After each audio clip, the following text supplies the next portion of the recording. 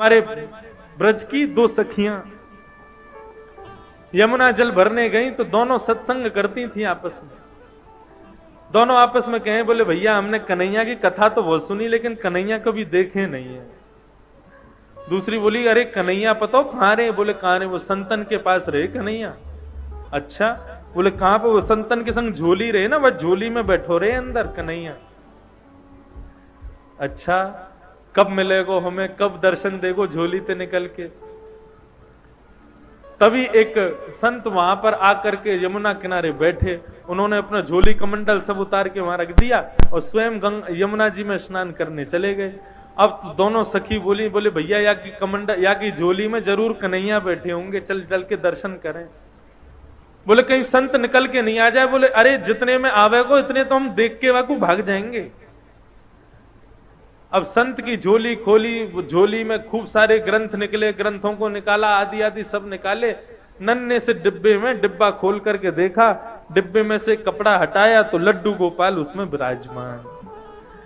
अब तो सखियां दोनों आपस में, देख देख गोपाल जी, देखी बेटो कन्हैया।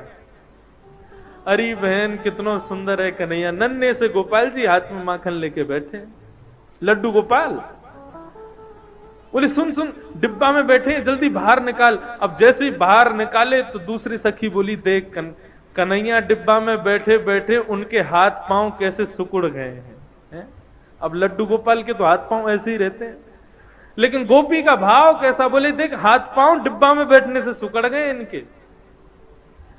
चल मेरे पास मक्खन रखो, इन्हें मक्खन से मालिश करके इनके हाथ पामन को सीधो कर दूं। अब तो मक्खन से जैसे ही मालिश करनी शुरू करी, करते करते करते करते लड्डू गोपाल भगवान खड़े हो गए, पैर भी सीधे हो गए, हाथ भी सीधे हो गए, कन्हैया खड़े हो गए।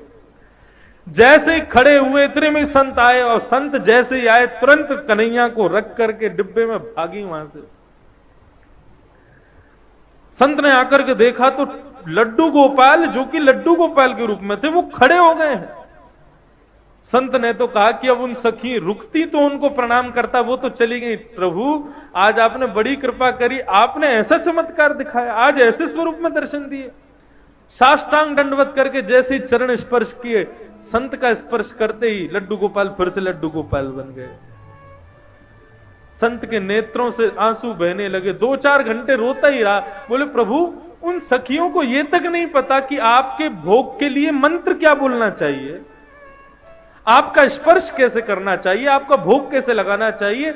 ऐसी अबोध उन सखियों के भाव से आप सीधे हो गए, और मैं जिसने आपकी प्राप्ति के लिए घर छोड़ा, परिवार छोड़ा, सब कुछ छोड़ के सन्यासी बना, मेरे स्पर्श करते ही आप फिर से लड्डू गोपाल बन गए। क्यों? आपको मैं प्रिय नहीं हूं? भगवान बोले अब तो बोलना ही पड़ेगा। तुरंत गोपाल जी बोलने लगे, बोले देखो हम आपके पास रहते हैं क्योंकि आप भाव से हमारी सेवा करते हो, लेकिन आप सदैव हमको मूर्ति मानते हो। उन सखियों ने हमको मूर्ति नहीं माना, इसलिए हम खड़े हो गए। ये मूर्ति भाव अपने हृदय से निकाल दो। हम सदैव आपसे भी बात करेंगे।